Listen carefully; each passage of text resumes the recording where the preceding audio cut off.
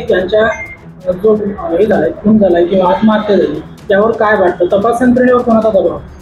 खरं तर डॉक्टर संपदा मुंडे या भगिनीची आत्महत्या झालेली नाही, तिची हत्या केलेला हा माझा आरोप आहे. तिच्या हातावर लिहिलेलं तिच्या बहिणीनं सांगितलं, तिचा अक्षर नाही. तिला कुठतरी तिची हत्या करण्यात आली आणि नंतर कुठतरी काही लोकांना म्हणजे नॉमिनल लोक गुंतवण्यासाठी आपल्या हातावर लिहिलं.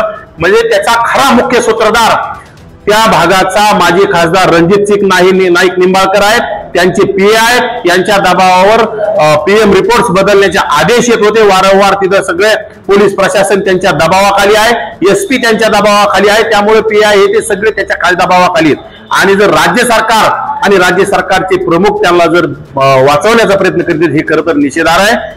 माझी देवेंद्र फडणवीस साहेबांना कळकळीची विनंती आहे, तुम्ही कुणालाही न वाचवता त्या भगिनीला न्याय देण्याचं काम करावं. एक आपली भगिनी म्हणून तिच्याकडे बघावं. आणि खरं तर ह्या रणजितसिंग नाईक निंबाळकरांसह त्यांचे पीए आणि वरिष्ठ अधिकारी पोलीस प्रशासनातले असतील, आरोग्य विभागातले असतील, यांच्या नार्को टेस्ट कराव्या.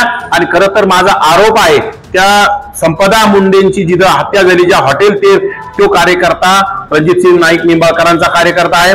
त्या हॉटेलमध्ये ती बंद दाराआड बाहेरून लॉक करण्यात आलं होतं. विशेषतः तिची बॉडी उतरताना त्याचे व्हिडिओ असायला पाहिजे आहेत.